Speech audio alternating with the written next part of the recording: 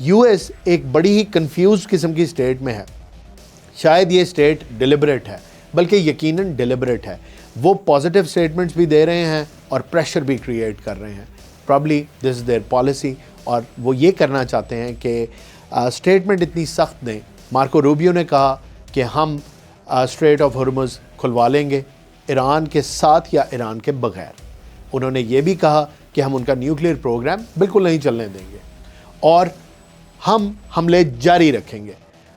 صدر Donald Trump نے بھی اسی قسم کے عزم کا اعادہ کیا. انہوں نے بھی یہ کہا کہ ایران تیار ہو جائے، ایک الٹیمیٹم دیا اور سخت نتائج کی دھمکی دی. اس کے ساتھ ساتھ انہوں نے کہا کہ بڑی میننگ فل قسم کی ڈائلاگ اور اس کے اندر بڑی کنسیڈریبل پروگریس بھی ہو رہی ہے. These two things are poles apart. یہ اسٹیٹمنٹ دوسری اسٹیٹمنٹ سے نہیں ملتی، but you like it or not, this is the American policy. They want to sound very tough, but back door channel چل رہا ہے on the request of the U S. اور اس کے علاوہ پاکستان کو بہت زیادہ انگیج کرنے کا کہہ رہا ہے یونائٹڈ اسٹیٹس آف امریکہ. اور پاکستان ظاہر ہے as Pakistan has declared on the global level کہ پاکستان ایک نیوٹرل برج کے طور پہ دونوں ملکوں کے لیے حاضر ہے کہ ڈپلومسی جو بیک ڈور ڈپلومسی ہے اس کے اندر بھی اپنا کردار ادا کر رہا ہے اور ایک نیوٹرل وینیو پرووائڈ کر رہا ہے ان دونوں ملکوں کو جس میں یہ اویل کر سکتے ہیں اس جنگ کی سچویشن سے نکلنے کے لیے. اور اس کی اکنالجمنٹ بھی آ گئی ہے، ایران نے بھی اکنالج کر لیا اس بیک ڈور چینل کو. میں نے آپ کو اسٹیٹمنٹ بتائی، یو ایس تو کر ہی چکا ہے. اب جو خوشائند بات ہے، جو کل سے آج کا فرق ہے، وہ یہ ہے کہ نیگوسیشنز تیز ہو گئی ہیں. میں نے ذکر کیا تھا کہ ہمارے foreign minister Ishaq Dar China چلے گئے ہیں اور چائنا جا کے انہوں نے اپنے چائنیز کاؤنٹر پارٹ وینگ یی کے ساتھ جو بات کی وہ میرے فون کے اوپر ہے.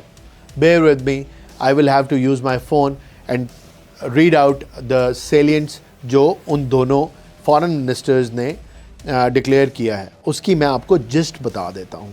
تو مڈل ایسٹ کے لیے چائنا اور پاکستان کے فارن منسٹرز یا ان کی گورنمنٹس نے جن چیزوں پہ ایگری کیا وہ میں آپ کے سامنے پیش کر دیتا ہوں. Immediate ceasefire and humanitarian access to all affected areas. This is very important. جو ایریاز جنگ میں افیکٹ ہوئے ہیں ان کے اوپر ہیومینیٹیرین ایڈ کا ذکر ہو رہا ہے which is the right thing to do. اس کے علاوہ اگر یہ کانفیڈنس بلڈنگ میجرز نہیں ہوں گی دونوں طرف سے تو جنگ رکنے کی طرف نہیں جائے گی. تو یہ چیز آپ کو دیکھنے میں سمپل لگ رہی ہے لیکن بہت افیکٹو اور امپورٹنٹ ہے ٹو اسٹاپ اے وار. آگے چلتے ہیں. Early peace talks respect for sovereignty of Iran and Gulf states. یہ بہت امپورٹنٹ ہے. Diplomacy over force. آپ دوسرے ملکوں کی سوورینٹی کا، ان کی انڈیپینڈنس کا، ان کی خود مختاری کا، اس کی عزت کریں. یعنی کہ حملے کرنا سوورینٹی کو پامال کرنا ہے، کسی ملک کی خود مختاری کے اوپر حملہ ہے. تو in it self again it sounds very simple but it is very deep. Sovereignty کا جب کوئی ایک ملک دوسرے ملک کی سوورینٹی کی رسپیکٹ کرے گا تو ظاہر ہے وہ اس پہ حملہ نہیں کرے گا. اور اس کے علاوہ گلف اسٹیٹس کا ذکر اس لیے کیا کہ ایران بھی اپنے برادر ہمسایہ مسلم ممالک پہ حملے نہ کرے. پاکستان اور چائنا سارے کے سارے ریجن کو اور ہر ایکٹر کو ذہن میں لے کے چل رہے ہیں. دس از ویری امپورٹنٹ. اس کے بعد اور آف کورس پیس کو ایک چانس دیا جائے. اگلا پوائنٹ جو ڈسکس ہوا ان دونوں فارن منسٹرز کے درمیان that pertains to protection of civilians and non military infrastructure under international law. یہ بھی بہت امپورٹنٹ ہے. انٹرنیشنل لاء کے تحت کس جگہ پہ حملہ کرنا ہے اور کس جگہ پہ حملہ نہیں کرنا. جب جنگ شروع ہوتی ہے تو آپ ایسے ٹارگٹس کو بھی اٹیک کر دیتے ہیں یا ایسی جگہوں کو بھی اٹیک کر دیتے ہیں یا وہ ٹارگٹس لاک کر لیتے ہیں جو جنگ کا حصہ نہیں ہونے چاہیے.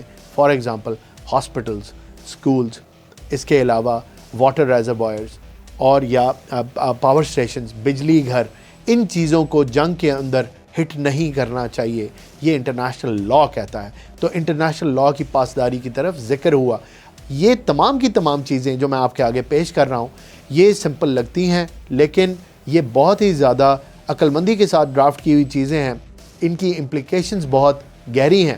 یعنی اگر یہ چیزیں امپلیمنٹ ہو جائیں جو سننے میں سمپل لگ رہی ہیں تو آپ کی جنگ تقریباً ختم ہی ہو جائے گی.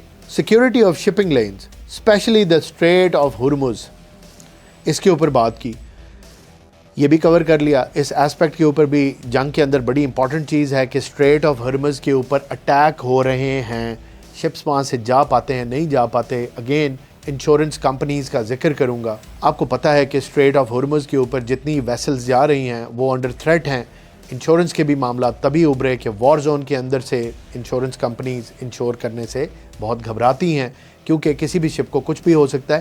اس کلاز میں اس کا ذکر ہے کہ اس کو ان ویسلز کو نہ ہٹ کیا جائے، اور اس جو آپ کی شپنگ لینز ہیں ان کی پروٹیکشن کی بات کی ہے۔ Last but not the least, strengthening role of United Nations and a UN charter based peace framework. United Nations پیچھے رہ گیا تھا، اس کو بھی انہوں نے اس کے اندر انوالو کر لیا، so that they leave know stone انٹرنڈ۔